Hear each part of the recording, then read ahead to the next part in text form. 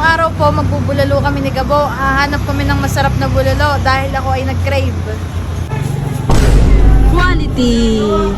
Nandito na po tayo ngayon sa Mahogany Market. Madami po ditong bulaluan. Yan, nasa Tagaytay po tayo ngayon.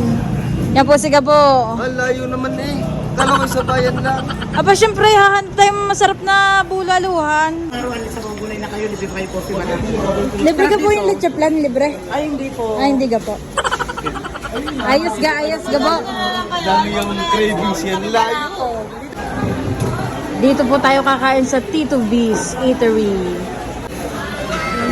Ate. Yan ay beef tapa. Areho ay pritong hipon. Libre lang, libre. Yan o, may hip pa. Quality. Ang sarap. Manatel.